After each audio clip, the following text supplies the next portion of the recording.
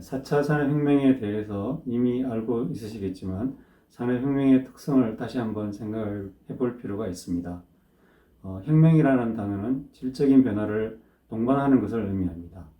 산업혁명은 생산성 증가와 같은 양적인 변화뿐만 아니라 산업구조 변화, 사업관계 변화, 사업 주체별 역할관계 변화 등과 같은 근본적인 사회 구조의 변화를 수반합니다.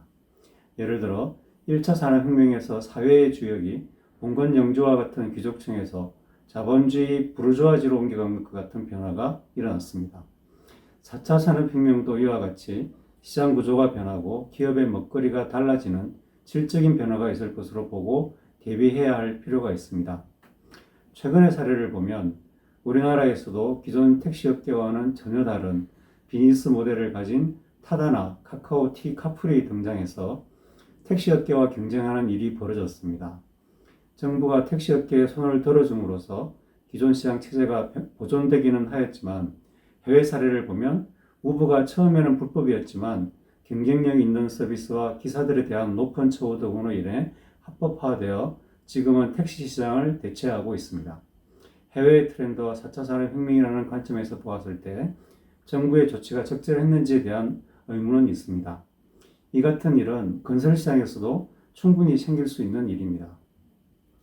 1차 산업혁명은 전기기관, 2차 산업혁명은 전기, 3차 산업혁명은 컴퓨터를 기반으로 하는 디지털 기술 등으로 인해서 각 시대마다 급속한 생산성 향상으로 산업혁명이 발생했다고 보고 있습니다.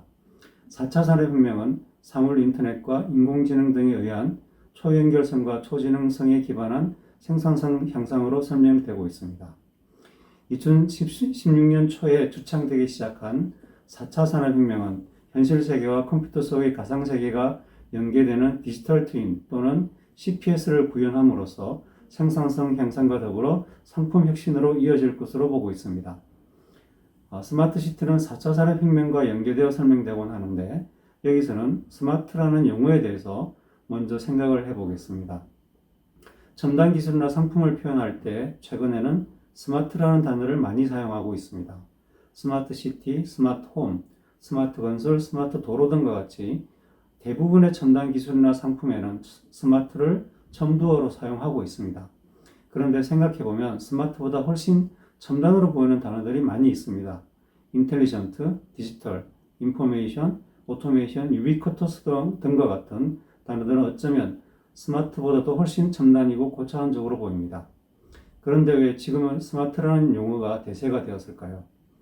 그것은 아이폰을 필두로 하는 스마트폰의 성공과 관계가 있습니다. 스마트 잡스의 아이폰은 기존의 휴대폰들과는 달리 앱스토어를 통해서 사용자가 원하는 앱들을 선택적으로 사용할 수 있도록 만들었습니다. 앱스토어는 사용자들과 앱 개발자들을 연결시켜주는 플랫폼으로서 아이폰이 대단한 성공을 거둘 수 있는 교두보가 되었습니다. 또한 앱스토어는 앱 개발자들의 앱 공급 생태계가 되어 무한 경쟁을 통한 품질 개선과 스마트폰 사용자에 따른 다양성을 가능하게 했습니다.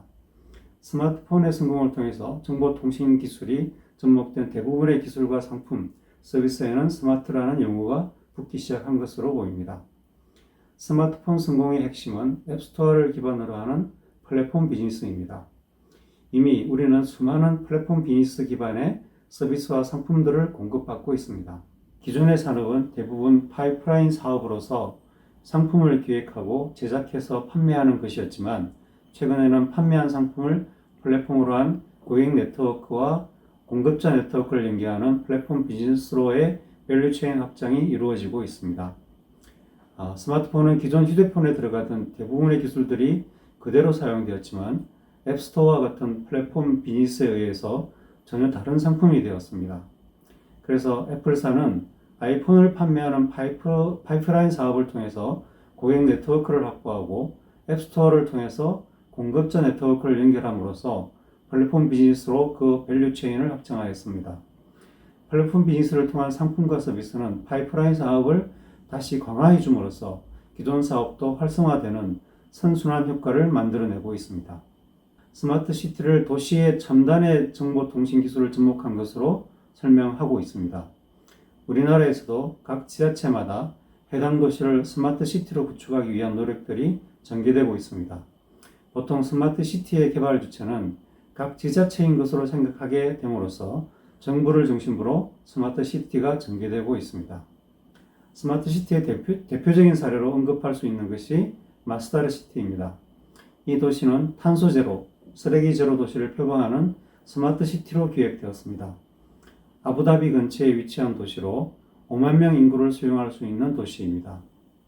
교통 문제 해결을 위한 모빌리티 그리드, 태양 전지와 풍력 발전 등을 이용한 신재생 에너지와 패시브 개념 건물 설계 등의 에너지 그리드, 60% 이상의 용수를 재활용하는 등의 선진화된 상하수도를 위한 워터 그리드, 쓰레기 수집과 재활용 등을 통한 제로 쓰레기 그리드, 1층의 교통 시스템과 그리드를 만들고 2층부터 빌딩 공간을 만들고 최상층에는 태양열 발전 지붕을 설치하는 등의 도시 레이어링 개념을 적용하였습니다.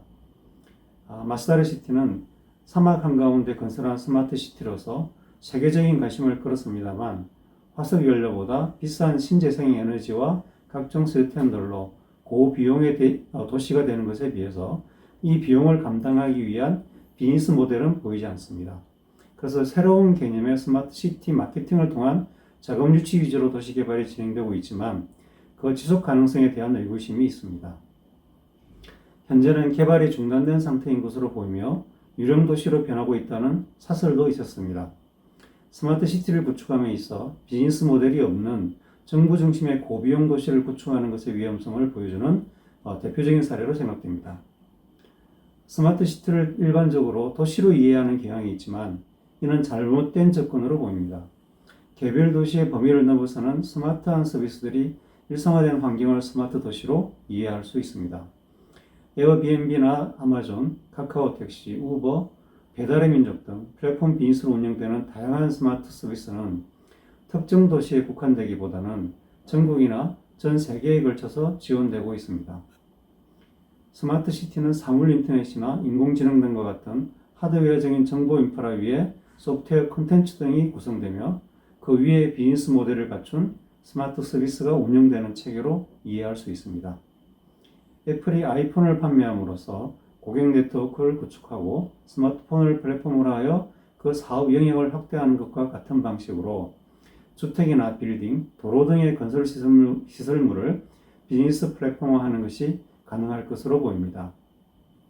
건설 산업에서의 밸류 체인의 확장을 업스트림과 다운스트림으로 구분하기도 하지만 4차 산업혁명과 더불어 전혀 새로운 플랫폼 비즈니스로의 확장을 고려할 필요가 있습니다. 전통적인 건설 산업의 업액 구조에만 얽매이기보다는 건설 상품으로부터 플랫폼 비즈니스를 확장하기 위한 노력이 있어야 할 때입니다. 플랫폼 비즈니스는 승자독식의 구조입니다. 건설 산업의 주역들이 플랫폼 비즈니스의 주역이 될 수도 있지만 다른 분야의 플랫폼 사업자들이 건설 상품과 관련된 플랫폼의 주인이 될 수도 있습니다. 건설 산업이 먼저 깨어나서 4차 산업혁명 시대에 걸맞는 새로운 먹거리를 선점하기 위한 노력이 필요할 때라고 생각합니다. 감사합니다.